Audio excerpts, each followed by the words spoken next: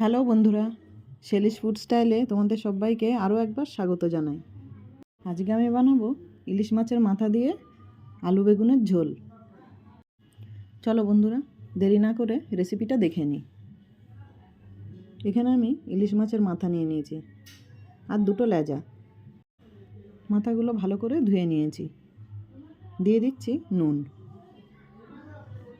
দিয়ে দেব হলুদ,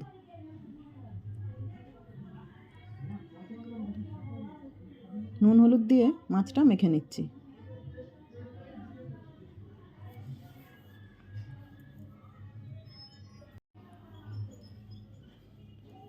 আর নিয়ে নিচ্ছি দুটো আলু কেটে নিয়েছি লম্বা লম্বা করে, আর একটা বেগুন এরকম টুকরো টুকরো করে কেটে নিয়েছি। এবার মশলাটা রেডি করে নেব।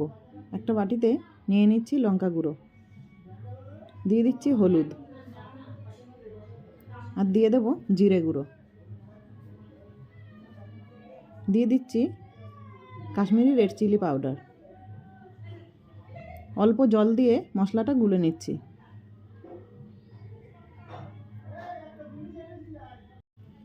অন্যদিকে একটা কড়াতে সর্ষের তেল দিয়ে দিচ্ছি।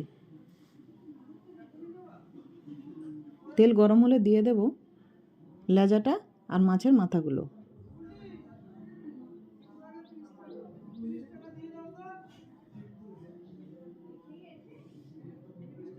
এক সাইডটা ভাজা হয়ে গেলে উল্টে দেব।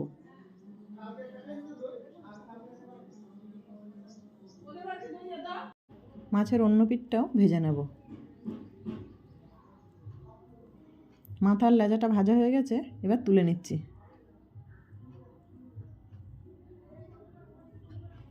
ওই তেলের মধ্যেই দিয়ে দেব কালো জিরে,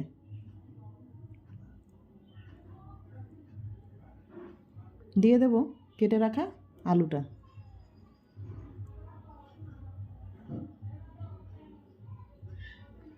আলুটা একটু নেড়ে চেড়ে নিচ্ছি।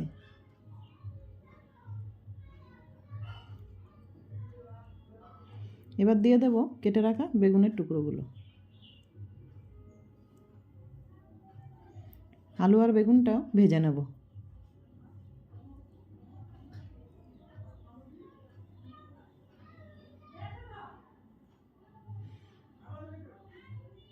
ভাজতে ভাজতে ঠিক এইরকম লাল হবে। আর এই সময় দিয়ে দেব যে মশলাটা রেডি করে রেখেছিলাম বাটিতে, সেটা দিয়ে দিচ্ছি।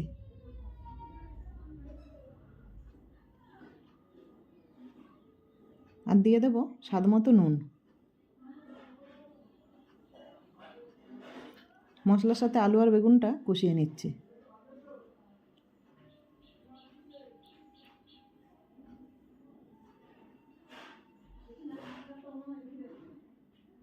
ভালো করে কষানো হয়ে গেছে। দিয়ে দেব 1 গ্লাস জল,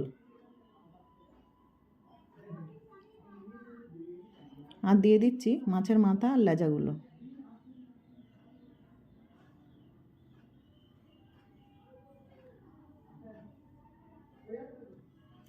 এবার একটা ঢাকা দিয়ে 8 থেকে 10 মিনিটের মতো মিডিয়াম ফ্লেমে রান্নাটা হতে দেবো।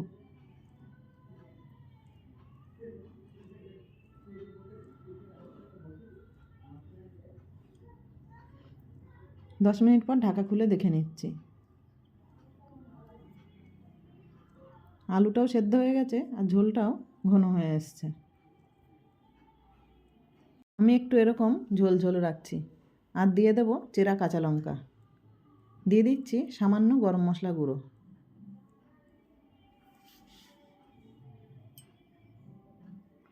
রান্নাটা পুরোপুরি রেডি হয়ে গেছে। বন্ধুরা, ইলিশের মাথা দিয়ে বেগুন আলুর ঝোল রেসিপিটা কেমন হয়েছে অবশ্যই কমেন্ট করে জানাবে, আর একটা লাইক দিয়ে দেবে। দেখা হবে পরের ভিডিওতে। নমস্কার বন্ধুরা।